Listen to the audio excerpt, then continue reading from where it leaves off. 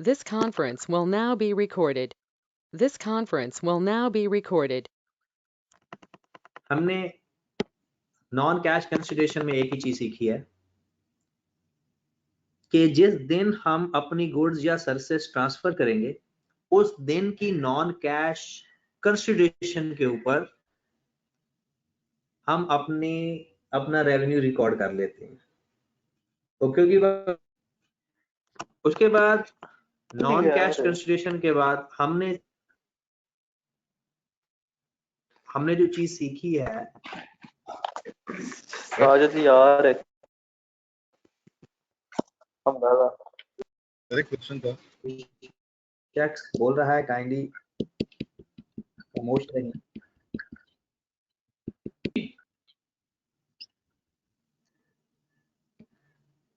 अभी तो कुछ करवाया नहीं तो क्वेश्चन कहां से आ गया? अभी पहले मुझे ये पिछला बता देने दें, उसके बाद फिर आपके क्वेश्चंस की तरफ भी आते हैं। ठीक है, बस 1 मिनट वेट कर लें। उसके बाद हमने सीखा टाइम वैल्यू ऑफ मनी। आज भी थोड़ा सा टाइम वैल्यू ऑफ मनी को देखना था। मैंने आपको बताया था कि एक इसका 2 तरह से और भी क्वेश्चन आ जाता है।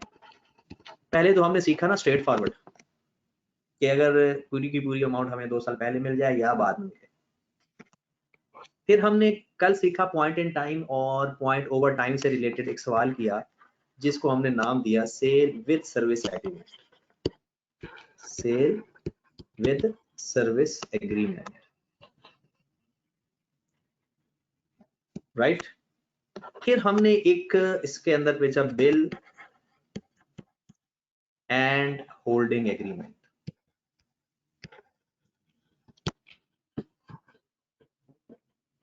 Bill and holding agreement sale का हम जितनी अमाउंट यानी गुड्स ट्रांसफर करते हैं उसकी अमाउंट से हम अपना रेवेन्यू रिकॉग्नाइज कर लेते हैं और जितनी अमाउंट सर्विस की उसके अंदर होती है उसको अलग कर देते हैं।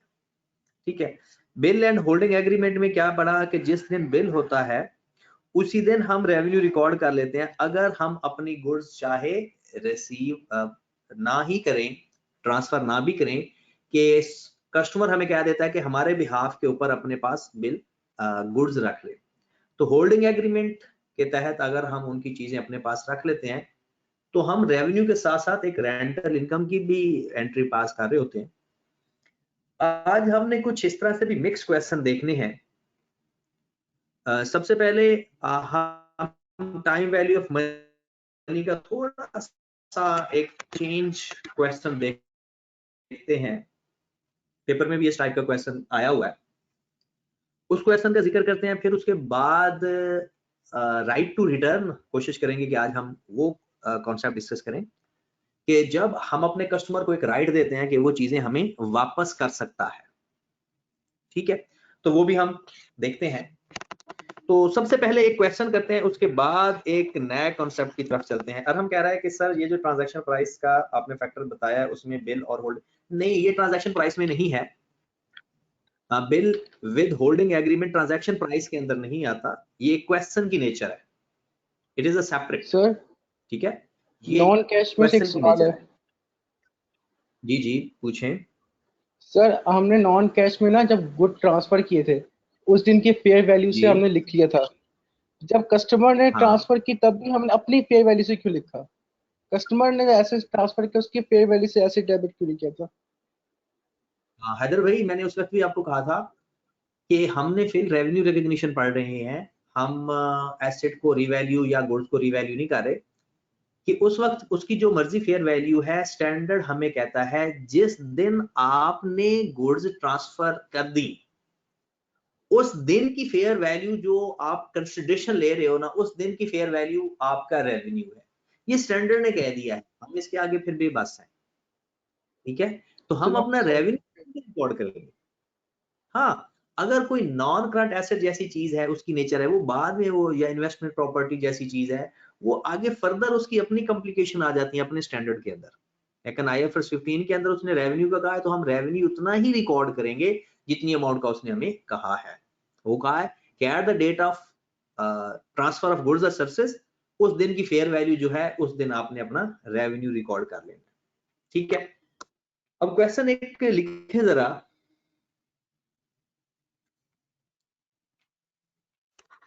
ABC company enter into contract with customer,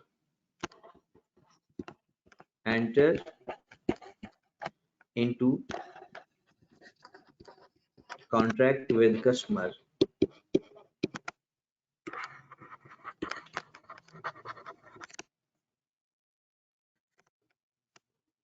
to provide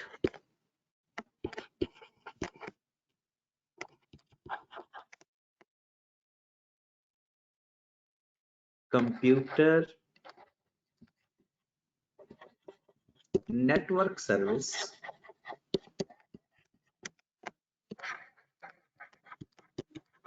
for 2 years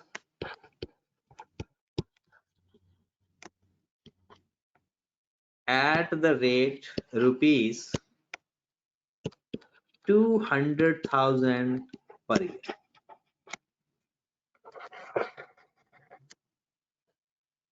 ABC company ने कॉन्ट्रैक्ट किया कस्टमर के साथ कि जनाब उनको कंप्यूटर नेटवर्क सर्विस प्रोवाइड करेगी 2 सालों के लिए at the rate of 200,000 per year.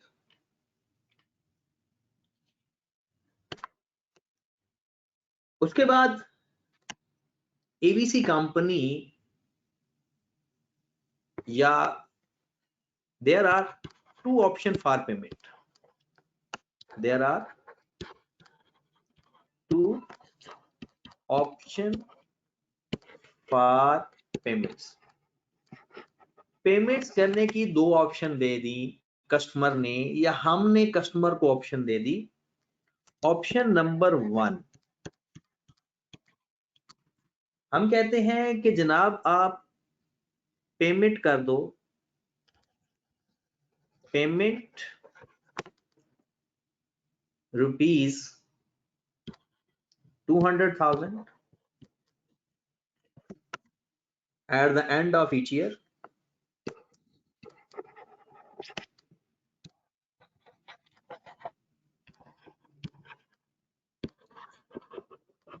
और उसको हम दूसरी ऑप्शन भी देते हैं,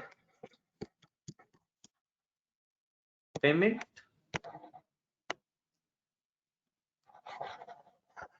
rupees 380,000 now. Rate of discount या rate of interest is 8% कर देते हैं।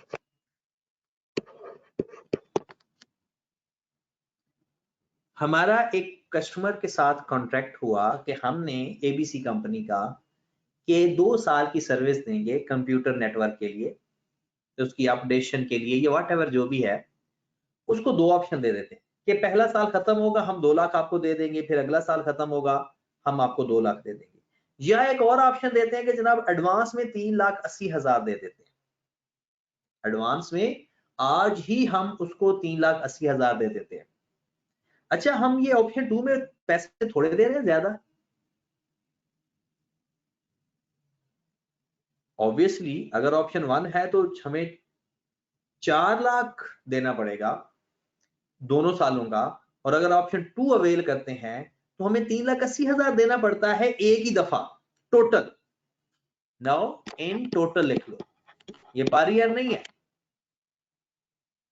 ऑप्शन 1 में कह रहे हैं कि 2 लाख रुपया देते हैं at the end of each year, और दूसरी ऑप्शन में देते हैं कि 3,80,000 दे देते हैं अभी हम इन टोटल, और रेट ऑफ डिस्काउंट इज 8%। कहते हैं how the deal with this scenario, या हम इसकी जनरल एंट्री चाहे पास कर लेते हैं, how the revenue will be recognised and pass journal entries under both options.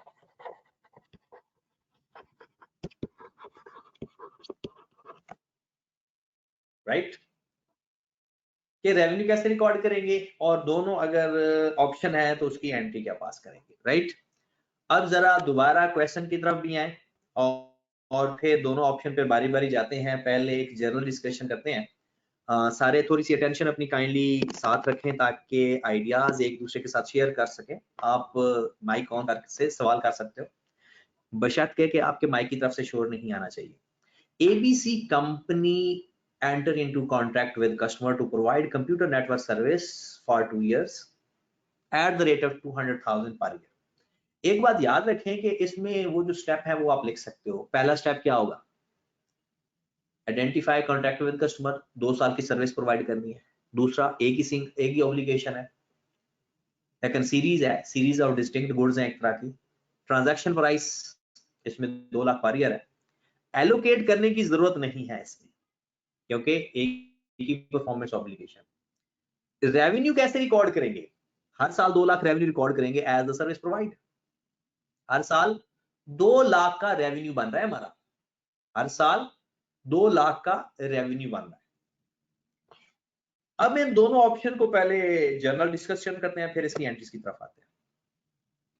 पहली ऑप्शन है कि जनाब 2 लाख रुपया हर साल मिल जाएगा, तो ठीक है, जिस दिन मिलेगा उस दिन रेवेन्यू रिकॉर्ड कर लेंगे। मतलब पहले साल का काम किया, पहले साल के एंड पे हमें पैसे मिल गए, काम भी पूरा, पैसे भी मिल गए, एंट्री पास कर देंगे, कैश डेबिट रेवेन्यू क्रेडिट। हमारा काम भी पूरा हो गया, 1 साल का, हमारी सर्विस 1 साल की पूरी हो गई, हमने उसको 2 लाख रुपया दे दिया, एंट्री क्या पास कर देंगे? कैश डेबिट, सॉरी हमने रिसीव कर लिया, कैश डेबिट रेवेन्यू क्रेडिट। फिर अगले साल काम हो गया, cash debit revenue credit. Option 1 तो कोई मसला ही नहीं है, ये तो नॉर्मल काम है। लेकिन ऑप्शन 2 में देखें, हमने आज ही साल के शुरू में ही 3,80,000 रुपए रिसीव कर लिया। पहले साल का 2 लाख हमारा तब बनेगा जब साल कंप्लीट होगा। तो ये एक तरह से हमने एडवांस पैसे रिसीव कर लिए। ये जो अमाउंट है 3,80,000, एक तरह से हमने एडवांस रिसीव कर लिए, और जैसे ही हम एडवांस रिसीव करते हैं वो हमारी लायबिलिटी होती है, और हर लायबिलिटी के अगेंस्ट हम इंटरेस्ट भी काउंट करते हैं।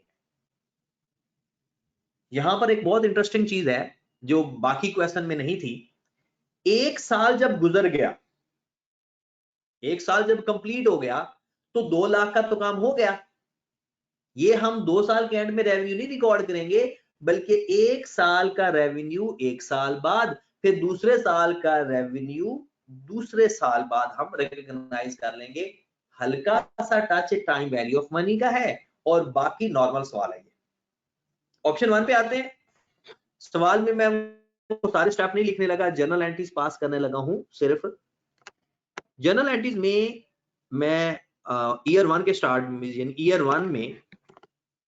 ईयर 1 के एंड पे मैं एंट्री एक पास कर दूंगा, cash debit revenue credit 2 lakh से, क्योंकि जैसे ही मैंने 2 लाख का काम कर दिया, अपनी सर्विसेज दे दी, रेवेन्यू रिकॉर्ड कर लूंगा।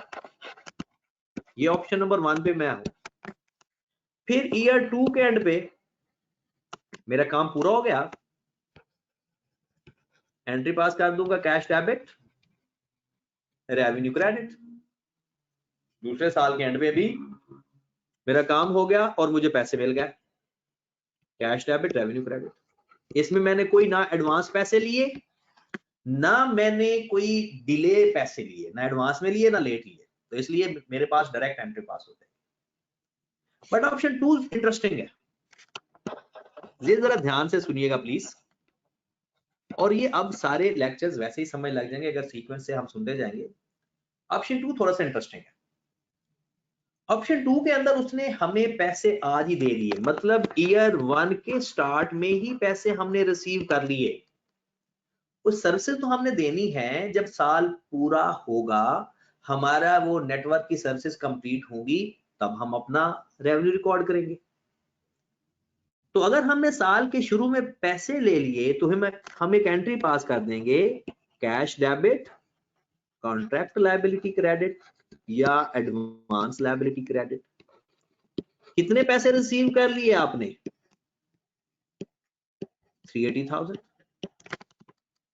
बहुत ध्यान से देखना है, क्योंकि ये दरमियान में से स्टेप कहीं कॉन्सेप्ट खिसक ना जाए आपका। एग्जैक्ट कॉन्सेप्ट हासिल करने के लिए कंसंट्रेशन चाहिए। ईयर 1 का जैसे ही एंड हुआ, जब मैं किसी से एडवांस पैसे लेता हूं तो मैं उसके अगेंस्ट इंटरेस्ट एक्सपेंस भी बुक करता हूं, मल्टीप्लाइड बाय 8%। एक साल 6 महीने होंगे तो 6 साल का इंटरेस्ट, एक साल का इंटरेस्ट कितना आ जाएगा 380,000 मल्टीप्लाइड बाय 0.08, कितनी अमाउंट आ रही है?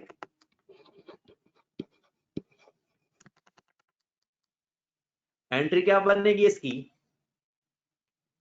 Interest expense debit contract liability credit, बिल्कुल वही टाइम वैल्यू ऑफ मनी वाला कॉन्सेप्ट है। 30,400 30,400। लेकिन जब एक साल हमारा गुजरा, हमने अपनी परफॉर्मेंस ऑब्लिगेशन का कुछ हिस्सा परफॉर्म कर दिया, यानी ये टोटल पहले अमाउंट कर लें, 3,80,000 में 30,400 ऐड कर देंगे, 3,80,000 में 30,400 ऐड कर देंगे तो ये अमाउंट कितनी बन जाएगी? 410,400।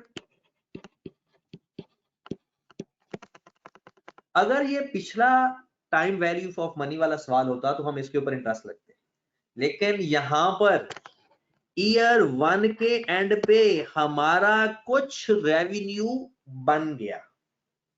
कितना? 2 लाख का।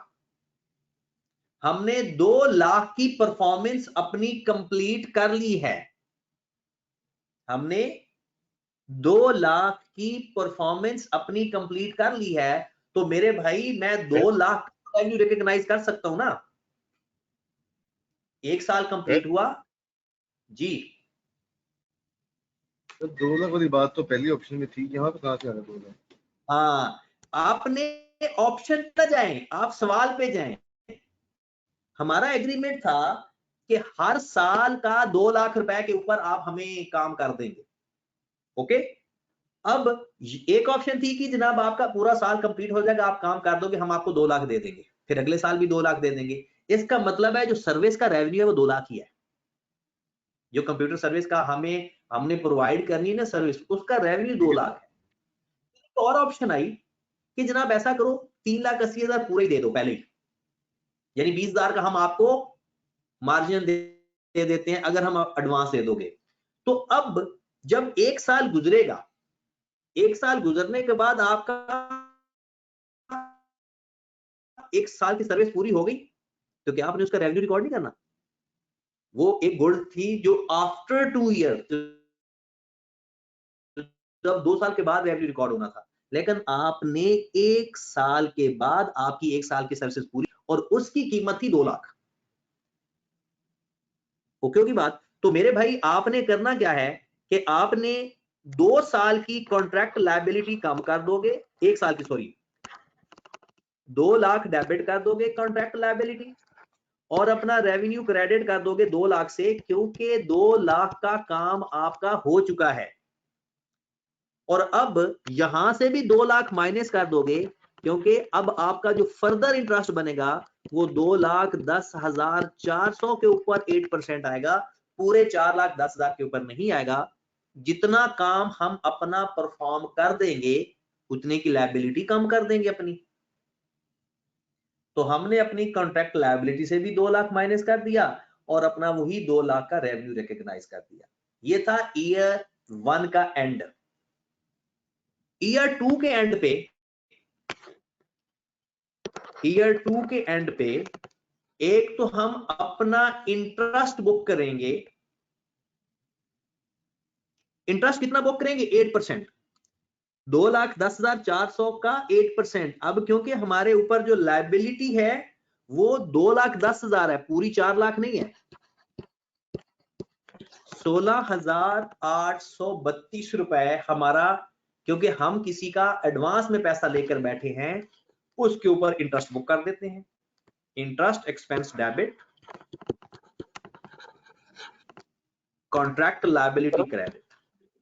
सर जी सर वो ना ये इधर ना नेट खराब हो गया था, एक दफा रिपीट करवा दीजिए। रिपीट मेरे भाई कहाँ से करना है, कौन सी बात रिपीट करनी है? ये ऑप्शन 2 वाले। ठीक है कर देते हैं, कोई मसला नहीं। इंटरेस्ट एक्सपेंस को हम डेबिट करेंगे जितनी अमाउंट भी है, और कॉन्ट्रैक्ट लायबिलिटी क्रेडिट कर देंगे। और जैसे ही साल हमारी, ये क्योंकि सवाल सारा अज्यूम किया है इसलिए इसमें कुछ अमाउंट ऊपर नीचे हो सकती हैं। एंड पे क्या करना है? एंड पे हमारा जितनी भी अमाउंट बच गई सारे को रिवर्स करके अपनी लायबिलिटी डेबिट कर देंगे। 2,10,000 में प्लस कर देंगे 16832। टोटल अमाउंट कितनी बन गई? 227,232। वैसे ऑफिशियली तो 2 लाख ही बनना चाहिए था, लेकिन क्योंकि क्वेश्चन अज्यूम किया है इसलिए अमाउंट जो भी आ रही है क्या करेंगे? कॉन्ट्रैक्ट लायबिलिटी सारी की सारी डेबिट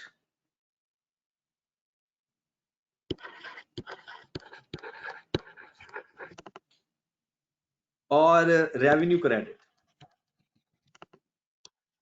वैसे आना ऑफिशियली 2 लाख चाहिए था, ऑफिशियली 2 लाख आना चाहिए था, लेकिन क्योंकि क्वेश्चन और इंटरेस्ट रेट सब कुछ अज्यूम किया है तो जो भी अगर इस पेपर में भी इस तरह से अमाउंट आ जाए तो हम पूरी अमाउंट अपनी कॉन्ट्रैक्ट लायबिलिटी डेबिट करके अपना रेवेन्यू क्रेडिट कर देंगे। अरहम का एक अजीब ही बच्चों वाला सवाल है, वो मैं बता देता हूं। वो कहता है जी 1,80,000 मिलना है। मेरे भाई कैश आप पूरे का पूरा ऑलरेडी रिसीव कर चुके हो, दोबारा हमें कुछ नहीं मिलना कैश। रेवेन्यू को सप्लेट करना है और इस अमाउंट के अंदर इंटरेस्ट फैक्टर ऐड होना है। मैं रेवेन्यू की बात कर रहा हूं, कैश की बात तो की नहीं। हाँ, और रेवेन्यू भी मेरे भाई 1,80,000 क्यों आएगा? रेवेन्यू 2 लाख आना चाहिए था। ये जो 27,232 आया ना, ये हमारी अजम्पशन की वजह से एक्स्ट्रा आ गया है, अदरवाइज 2 लाख ही आ जाना चाहिए था। लेकिन अगर पेपर में भी ऐसा आ जाए ना कि आपका 2 लाख से ज्यादा चला जाए या कम हो जाए, जो आंसर आ रहा होगा आपने उसी की ही एंट्री पास करनी है। ठीक है, इस तरह का सवाल पेपर में भी आया हुआ है, और पेपर में भी आपने वो अमाउंट ऑटोमेटिकली ऐड होके एग्जैक्ट वही 2 लाख ही बनती है, या जो भी अमाउंट क्वेश्चन में है। तो लेकिन आपने ये सवाल अज्यूम किया गया था इसलिए ये अमाउंट 2 लाख से ज्यादा आ रही है। ठीक है, वरना इंटरेस्ट फैक्टर आपको पता है ऐड होके एग्जैक्ट वही अमाउंट आ जाती है। ठीक है जनाब, तो ये एक टाइम फैक्टर वाला सवाल था, टाइम वैल्यू ऑफ मनी वाला सवाल, कि ये भी डिस्कस करना भी जरूरी था कि अगर दरमियान में कोई सर्विस या कोई परफॉर्मेंस ऑब्लिगेशन कंप्लीट हो जाए तो हम क्या करते हैं कि पहले साल का या जितने भी टाइम का इंटरेस्ट है वो ले लेते हैं। अली भी कह रहा है कि सर ये जो बिल्कुल अली भाई एक बात याद रखें, ये सवाल मैंने अज्यूम किया है और कैलकुलेशन फुल नहीं देखी, इसलिए ये अमाउंट 27,000 ज्यादा आ रही है, इसमें कोई परेशानी वाली बात नहीं है। एबीसी कंपनी का एक ये देखें, अगर इसकी हम वो प्रेजेंट वैल्यू लेते हैं 2 लाख की, अलग अलग पहले साल के लिए अलग और दूसरे साल के लिए अलग, ठीक है, तो वो जो प्रेजेंट वैल्यू आती है ना वो हम एक्चुअल में अमाउंट रिसीव करते हैं। ठीक है, लेकिन हमने सवाल सीखना है वो हमने सीख लिया है। 2 ऑप्शन थी, पहली ऑप्शन तो स्ट्रेट फॉरवर्ड थी कि जैसे ही काम होना है वैसे पैसे मिलने हैं, उसमें कोई टाइम फैक्टर नहीं आएगा।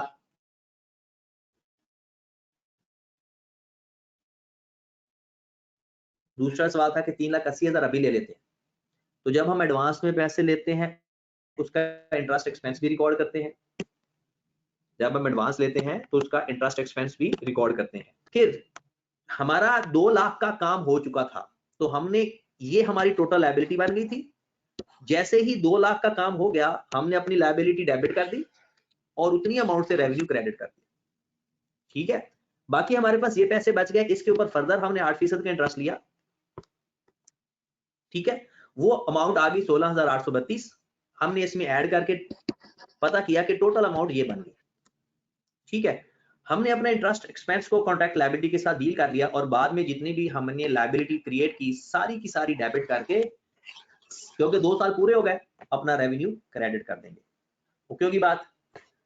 तो इसमें मैंने एक सवाल में जो इसमें डेफिशिएंसी सवाल में है वो ये है कि सारी अमाउंट्स अज्यूम की थी, जिसकी वजह से वरना ये आपका अगले साल भी एग्जैक्ट 2 लाख ही बचना था अगर सही तरह से प्रेजेंट वैल्यू ली जाती तो। जी जनाब, एक सवाल है टाइम वैल्यू ऑफ मनी का विद राइट टू रिटर्न के साथ। तो पहले हम राइट टू रिटर्न पढ़ते हैं, फिर उसके बाद इसके अंदर टाइम वैल्यू ऑफ मनी का कॉन्सेप्ट ऐड करेंगे।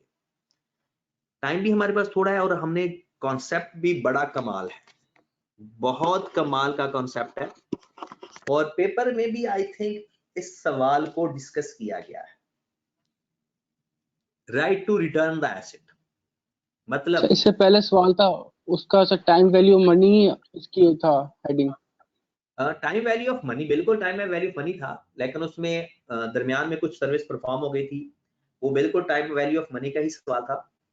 राइट टू रिटर्न के अंदर भी टाइम वैल्यू ऑफ मनी आएगा, ठीक है, लेकिन पहले हम सिंपल राइट टू रिटर्न सीखते हैं। राइट टू रिटर्न का मतलब है जब हम अपने कस्टमर को कोई चीज सेल करते हैं और अगर हम उसे कहते हैं कि जनाब आपके पास टाइम है 10 दिन, 15 दिन, 30 दिन, 50 दिन, कि इस दिन में आप चाहो तो चीजें वापस कर सकते हो।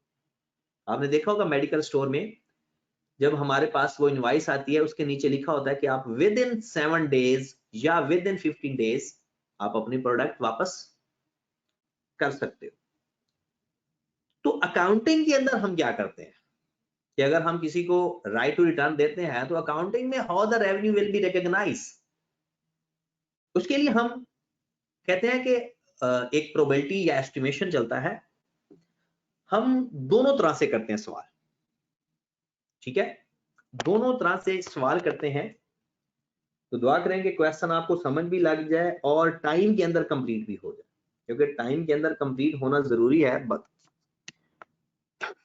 क्योंकि उसके बाद मगरिब की नमाज का टाइम हो जाएगा। क्वेश्चन लिखे जरा।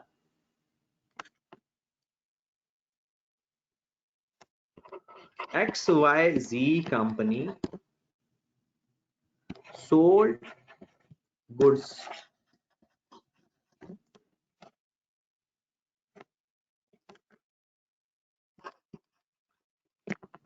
(1,000 units) at the rate of ₹20 each. Cost of each unit is ₹15 each. मतलब 15 रुपए वाले यूनिट हम 20 रुपए में बेचते हैं और हमने 1000 यूनिट सेल कर दिया। It is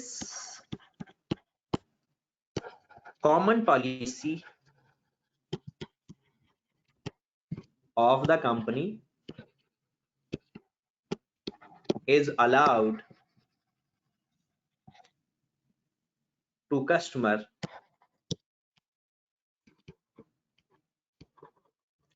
return the goods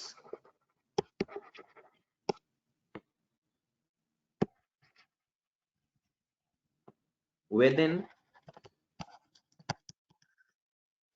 20 days। लो मेरे भाई, XYZ कंपनी ने 1000 यूनिट सेल किया और ये उसकी कॉमन पॉलिसी है कि 20 दिन के अंदर अगर चीज पसंद नहीं आई तो वो वापस की जा सकती है। ओके की बात। फिर हम कुछ चीजें मेरे ख्याल में वापस भी कर लेते हैं। within 20 days 50 units are returned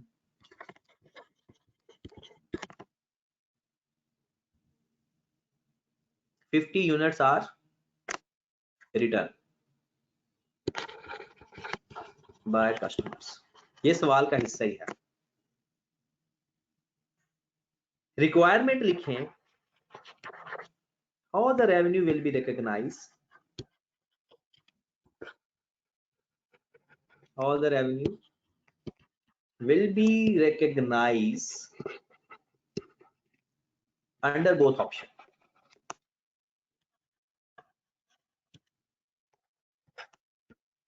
Under both cases लिखने ऑप्शन की तरह. केस नंबर 1 कहते हैं it is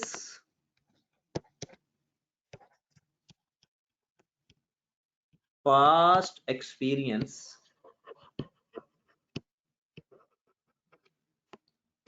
of the company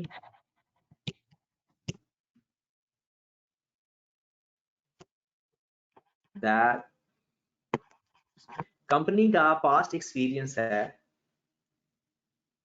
कि 10% customers are return the goods.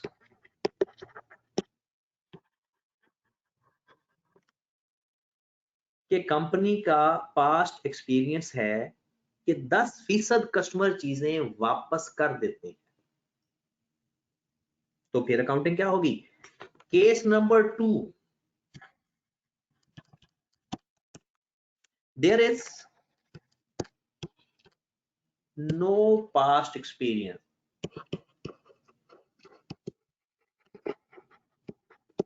because it is a new product. दो केस पढ़ते हैं.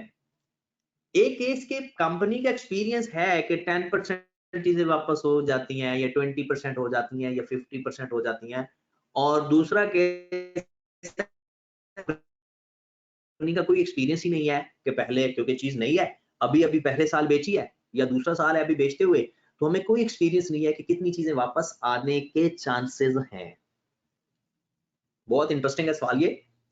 दोबारा सवाल सुनिएगा कि हमने 1000 यूनिट सेल किया 20 रुपए के हिसाब से, तो टोटल 20,000 हमारा रेवेन्यू एक तरह का बना, और हर किसी की कॉस्ट 15 रुपए है, मतलब हमारी जो इन्वेंट्री कम हुई है वो 15,000 की कम हुई है.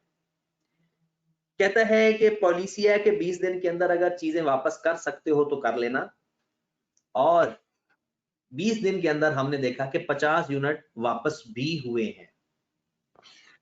हमने इसकी एंट्रीज बनानी है या रेवेन्यू रिकॉर्ड करना है. अब जरा ध्यान से, of case number 1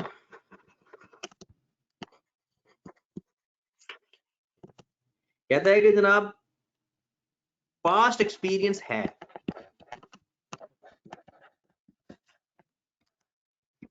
past experience है कि 10% गुड्स वापस होती हैं.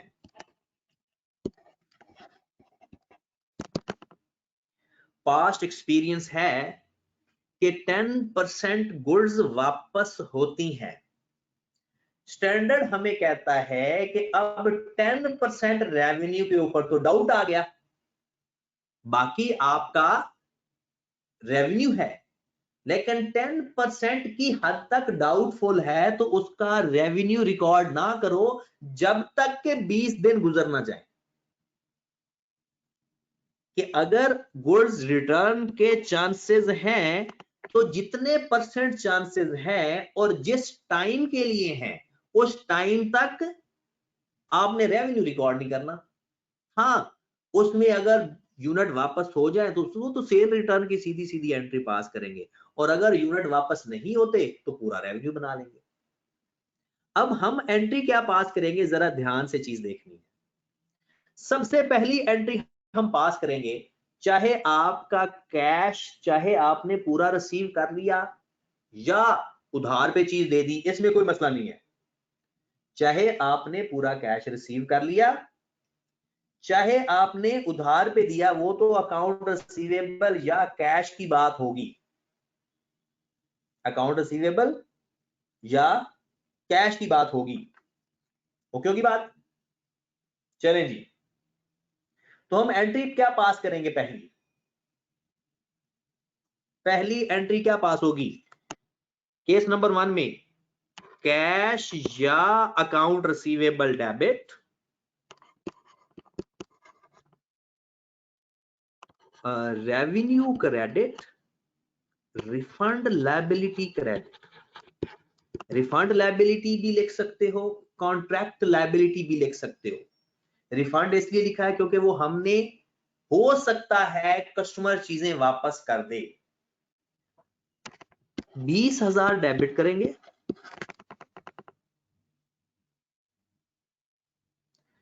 अली का मैसेज है कि कैश की जगह बैंक बेहतर है। मेरे भाई कैश और बैंक एक ही चीज होती है, कैश और bank is a same thing. अब जब आप बड़े हो गए हो तो इस चीजों में कंफ्यूज ना हुआ करें, ठीक है। अब हमने 20,000 में से 10% रिफंड लायबिलिटी है जो कि 2,000 बनता है, बाकी 18,000 से रेवेन्यू रिकॉर्ड कर देंगे। कहते हैं कि जिस दिन आपने ये चीजें ट्रांसफर की, अगर आपका पास्ट एक्सपीरियंस ये कहता है कि आपका जो 20% जो 10% है वो कस्टमर चीजें वापस करते हैं, तो आपने उसका रेवेन्यू रिकॉर्ड नहीं करना, बल्कि उस अमाउंट के लिए आपने कॉन्ट्रैक्ट लायबिलिटी क्रिएट कर लेनी है।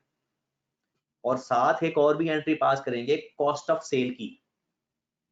एक और एंट्री क्या पास करेंगे? कॉस्ट ऑफ सेल की। अब जरा ध्यान से, अगली एंट्री बड़ी इंटरेस्टिंग है। हमने कॉस्ट ऑफ सेल डेबिट करनी है, इन्वेंट्री अपनी क्रेडिट करनी है। इन्वेंट्री तो मेरी 15,000 से क्रेडिट होगी क्योंकि मेरी इन्वेंट्री 15 रुपए के हिसाब से आउट हुई है। इन्वेंट्री मेरी 15,000 से क्रेडिट होगी, तो क्या कॉस्ट ऑफ सेल पूरी अमाउंट से डेबिट होगी या 90% से डेबिट होगी जितना रेवेन्यू रिकॉर्ड किया? कॉस्ट ऑफ सेल एक्सपेंस मेरा डेबिट 90% होगा जितना रेवेन्यू रिकॉर्ड हुआ है, या पूरा 15,000 से डेबिट होगा? किस को मैचिंग कॉन्सेप्ट? 90%। 90% मैचिंग कॉन्सेप्ट हमें कहता है जितना रेवेन्यू उतना एक्सपेंस। तो 15,000 का 90% ले लेते हैं, वो आ जाएगा 13,500। तो जो डिफरेंस है वो क्या एंट्री पास होगी? Right to return the asset. वो एसेट ने भी तो वापस आना है। Asset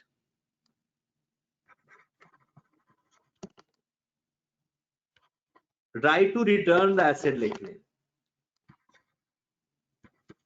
right to return asset. कितना डिफरेंस है? 13,500 में से 15,000 डिफरेंस ले लें तो 1,500 का हमें, देखे ना, चांस है ना गुड्स वापस आ जाएंगी। चांस है ना कि 1,500 की गुड्स वापस आ जाएंगी। तो हम क्या करेंगे, जितनी गुड्स वापस आने के चांसेस हैं, जितनी गुड्स वापस आने के चांसेस हैं, इसका मतलब है उसको हम क्या लिखते हैं? Right to recover the asset या right to return the asset. Right to receive the asset, बल्कि रिटर्न की बजाय, क्योंकि वो रिसीव करना है, right to receive the asset. ये हम एंट्री पास करेंगे पहले दिन। क्लियर होगी बात? ये हम पहले दिन एंट्री पास करेंगे। उसके बाद नेक्स्ट चलते हैं, कितने यूनिट वापस हुए आफ्टर 20 डेज? आफ्टर 20 डेज दिन गुजर गया। हो सकता है चीजें वापस हो सकता है चीजें वापस ना हो। वो कहता है कि जनाब जितने की चीजें वापस आ गई है ना, वो ठीक है, वो आप लोग सेल रिटर्न की एंट्री पास कर दो, और जो बाकी चीजें हैं उसका रेवेन्यू रिकॉर्ड कर लो। हाँ, चीजें कोई वापस नहीं आए तो सारी की सारी, अच्छा 20 दिन के बाद हमारी रिफंड लायबिलिटी तो सारी डेबिट हो जाएगी। रिफंड लायबिलिटी जो हमने 2,000 से शुरू में क्रेडिट की थी, वो तो जब 20 दिन खत्म हो जाएंगे, अब रिफंड तो कुछ करना नहीं, चाहे 20 दिन के बाद कोई आ भी जाए, ठीक है, वो 2,000 से हमने डेबिट कर देनी है। डन। जितना हम कैश वापस करेंगे या हमारा अकाउंट रिसीवेबल कम होगा, वो तो हमने कैश वापस करना है, वो चीजें वापस आ गई ना। चीजें जब हमारे पास वापस आ जाएंगी उसके बदले हमने कैश भी तो पे करना है। कितनी चीजें वापस आ गई? कैश या अकाउंट रिसीवेबल। कितने यूनिट वापस आए? कितने यूनिट वापस आए? 50। और हमने उसको बेचा किस हिसाब से था? 50 यूनिट वापस आए 1000 रुपए के हिसाब से हमने उसको कैश दिया। बाकी जो पैसे बच जाएंगे वो हमारा रेवेन्यू रिकॉर्ड होगा। अभी हमने एक और एंट्री भी पास करनी है। फिलहाल क्या करना है दोबारा सुनिएगा, मैं आपको डायरेक्ट तरीका बताता हूं। जितनी रिफंड लायबिलिटी क्रिएट की थी हमने, जैसे ही टाइम एक्सपायर हो सारी रिफंड लायबिलिटी डेबिट। अगर कैश यानी कोई चीजें वापस हुई उसके बदले हमें कैश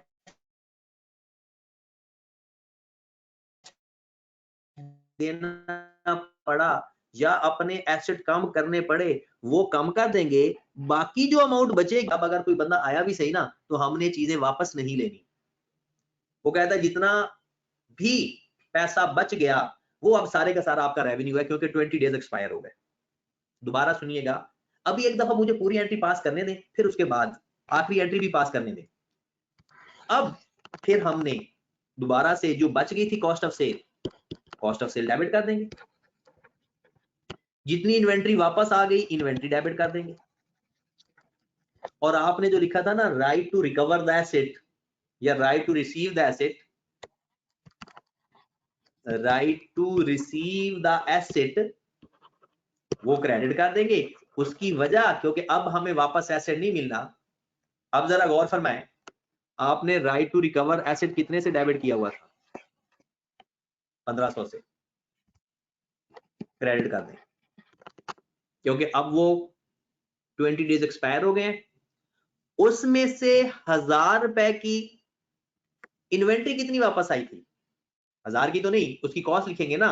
50 यूनिट को 15 से मल्टीप्लाई करें। 50 यूनिट को 15 से मल्टीप्लाई करें क्योंकि जो यूनिट वापस आए थे 750। बाकी जो डिफरेंस आएगा वो चला जाएगा कॉस्ट ऑफ सेल में। तो जनाब ये दोनों 20 दिनों तक ये सारी एंट्रीज हमारी पूरी हो गई केस 1 की। दोबारा मैं एक दफा बताता हूं, एक दफा आप नोट कर लीजिएगा, मैं दोबारा एक दफा आपको बता देता हूं। जी आए जरा यहां से। स्टैंडर्ड हमें कहता है कि मेरे भाई अगर आपके पास ऑप्शन हो रिटर्न की तो उसका उस वक्त तक रेवेन्यू रिकॉर्ड ना करो। अरे भाई मैं दोबारा बता रहा हूं, काइंडली जरा ध्यान से सुनिएगा।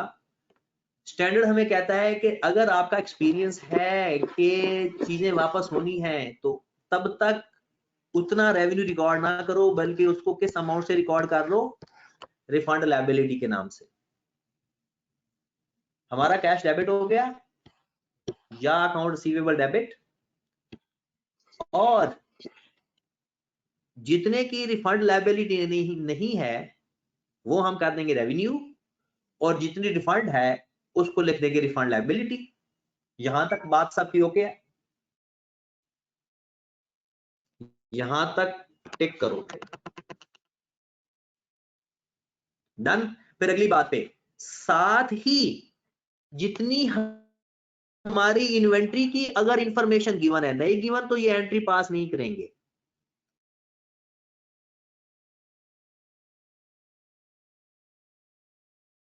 अगर आपको कॉस्ट ऑफ सेल की इंफॉर्मेशन अवेलेबल ना हो तो फिर उसकी एंट्री पास। तो हमारी इन्वेंट्री पूरी 15,000 से कम हुई, लेकिन हम अपनी कॉस्ट ऑफ सेल 90%, बाकी जो 10% है अगर ऊपर हमने रिफंड लायबिलिटी लिखा है तो यहां पर हमने क्या लिखना है? Asset to receive, right to receive the asset. तो भाई 10% चांस है ना कि चीज वापस आ गई आ जाएगी। वो 10% के लिए हमने right to recover the asset लिख लिया। खत्म होगी बात। अब आ जाओ 20 दिन गुजर गया, अब जरा ध्यान से, जितनी रिफंड लायबिलिटी क्रेडिट की थी डेबिट कर दो।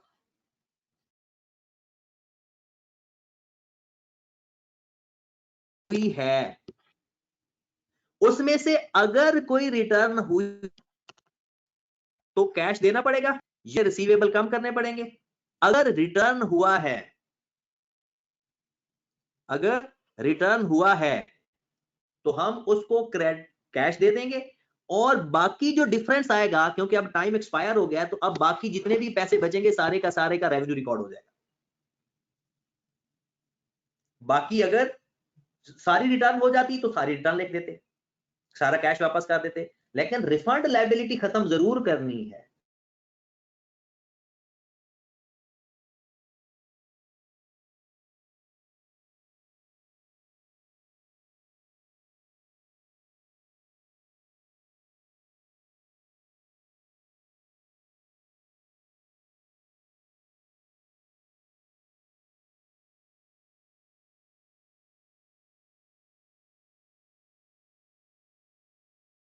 जितना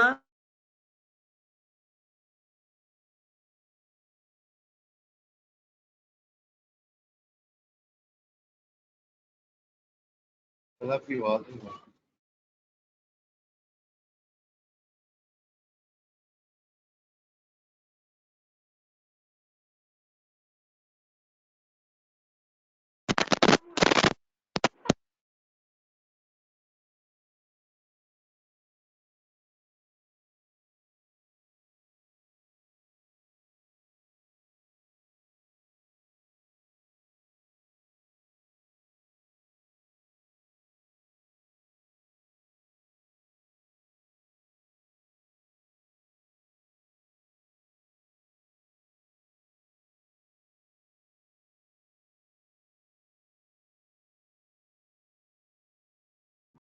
हेलो जी जी अस्सलाम वालेकुम। सर अजान हो रही है तलहा सर।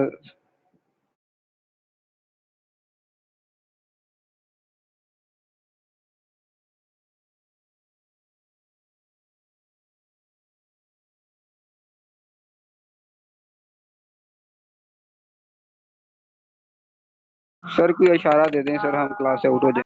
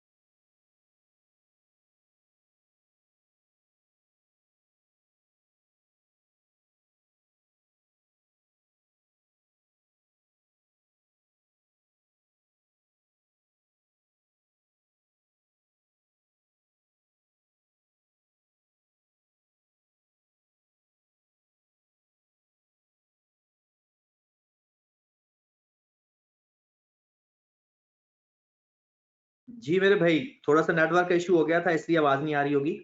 अभी हम उसी बात पे ही थे। सर अजान हो रही है इधर सर। जी जी बिल्कुल, मैं ये 2 मिनट में ये खत्म करने लगा हूँ, फिर नमाज की नमाज भी पढ़नी है आप सबने। हाँ जी, ये दोबारा एक दफा काइंडली सुन लीजिएगा। ये सिर्फ 2 मिनट दे दीजिएगा, फिर नमाज पढ़ते हैं हम सब। दोबारा एक दफा देखिएगा काइंडली। अब ये आराम से समझ लग जाएगी, कोई परेशानी वाली बात भी नहीं होगी। क्वेश्चन में है, जरा देखें, जिस दिन मैं सेल करूंगा ना, हम सिर्फ कैश लिख लेते हैं, कैश मैं 20,000 से डेबिट कर दूंगा। स्टैंडर्ड हमें कहता है कि अगर कोई रिफंड के चांसेस हैं तो उतना, जितने आपको चांस नहीं है ना रिफंड होने के चांस हैं, वो रिफंड लायबिलिटी के नाम से लिख लो और बाकी रेवेन्यू के नाम से लिख लो। मेन ये एंट्री है, मेन ये है। अब कॉस्ट ऑफ सेल की एंट्री, जैसे हम cost of sale to inventory pass करते हैं ना, तो स्टैंडर्ड ने अपनी बुक्स के अंदर वो भी इंट्रोड्यूस करवाई हुई है कि भाई आप फिर इन्वेंट्री तो आपकी 15,000 की गई, 15 रुपए के हिसाब से 15,000 की इन्वेंट्री तो चली गई, लेकिन आपका जो कॉस्ट ऑफ सेल है वो 90% से ही आएगा, दैट इज 13,500, और जो 10% है आप उसको रिफंड लायबिलिटी की बजाय अब आप क्या लिखेंगे, राइट टू रिसीव या रिकवर द एसेट। ये एंट्री पास होगी at the date of sale. अब बताएं इनको मैं टिक करूं या अभी भी किसी को क्रॉस करना है? जी मेरे भाई, यहां तक ओके है या नहीं? डन जी सर, फिर ओके। आगे चलते हैं। तसल्ली से, कभी ना परेशान ना हुआ करो यार, जब मैं आपको समझा रहा होता हूं तो मुझे भी पता होता है कि कौन सी चीज मैं समझा रहा हूं, मैं इतनी दफा डिस्कस कर दूंगा, कहीं ना कहीं क्लियर हो जाएगा। अब 20 दिन गुजर गए, यहां पर ही चलते हैं। कहते हैं 20 दिन में तो आपकी अब ये जो आपने रिफंड लायबिलिटी क्रिएट की थी वो तो खत्म हो गई, आप इसको डेबिट कर दो, सारी की सारी डेबिट हो जाएगी क्योंकि लायबिलिटी खत्म हो गई। कहता है इसमें से अगर कोई रिटर्न है तो ठीक है, वरना अब अपना 2,000 का भी रेवेन्यू रिकॉर्ड कर दो। अगर पैसे कैश या रिसीवेबल काम करने हैं तो हमने देखा कि ड्यूरिंग द ईयर 1,000 की चीज वापस हुई है तो उसका कैश दे देंगे उसको, या डेटर्स कम कर देंगे, और बाकी जो डिफरेंस बचेगा दैट इज रेवेन्यू। तो क्योंकि बात, और साथ फिर इसकी भी एंट्री बनेगी। 1500 से आपने जो अपना एसेट डेबिट किया हुआ है, राइट टू रिटर्न वाला, राइट टू रिकवर वाला, राइट टू रिसीव एसेट, 1500 से कहते हैं इससे रिलेटेड जो कॉस्ट ऑफ सेल है, सॉरी जो इन्वेंट्री वापस आई है वो डेबिट कर दो। इन्वेंट्री वापस आई है 750 की, कैसे पता चला? 50 यूनिट है 15 रुपए के हिसाब से, तो जो डिफरेंस आएगा वो किसको चला जाएगा? कॉस्ट ऑफ सेल को। ये दो मेजर एंट्रीज, क्लियर होगी बात? चलेंगे इसका दूसरा पार्ट फिर कल देखेंगे, क्योंकि और फिजिकल क्लास में ये आपने जो सवाल करके आने हैं काइंडली वो नोट कर लीजिएगा। जी अरहम भाई, तो ये रेवेन्यू 1000 कैसे? रेवेन्यू देखे ना, आपने अपना 2,000 का रेवेन्यू पेंडिंग छोड़ा था, 2,000 का रेवेन्यू रिकॉर्ड नहीं किया था ना 20,000 में से, ये बात पता? उसमें से 1,000 रुपए की चीजें वापस आ गई, तो बाकी जो 1,000 है वो तो अब रेवेन्यू कंफर्म हो गया ना 20 दिन के बाद। 2,000 का रेवेन्यू जिसमें 1,000 रिटर्न हो गया, बाकी 1,000 अब रेवेन्यू बन गया। ठीक है, चलें जी। कल आपने जो क्वेश्चन करने हैं वो काइंडली नोट फरमा लीजिए। पास्ट पेपर के क्वेश्चन है आपके असाइनमेंट में। Question number 4, question number 5, question number 7 आपकी असाइनमेंट में पास्ट पेपर के अंदर ये 3 क्वेश्चन है। इसमें कुछ टाइम वैल्यू ऑफ मनी के हैं, कुछ सेल सर्विस एग्रीमेंट का है और एक राइट टू रिटर्न का है। ठीक है, तो इसका सेकंड पार्ट इंशाल्लाह कल डिस्कस करेंगे। सर और जी सर ये जो 1000 आया है जो कैश, रिटर्न किया यही, ये 20 के हिसाब से अगर यूनिट रिटर्न करेंगे तो फिर 1000 आएगा। हाँ जी, सेल कैश तो हम उसको उतना ही देंगे ना जितना उससे लिया था, कैश 20 जी रुपए सर, के साथ, इन्वेंट्री हमारी वापस 15 के हिसाब से ऐड होगी। चलेगा, थैंक यू ठीक सर। है, हाँ ओके। आपने अब ऐसा करना है कि ये क्वेश्चन लाजमी करने हैं और कल कुछ क्लास में भी डिस्कस करेंगे, और क्वेश्चन ये करके आइएगा, मैंने कल क्लास में फिजिकली भी चेक करने हैं। ठीक है, ओके जी, अल्लाह हाफिज़।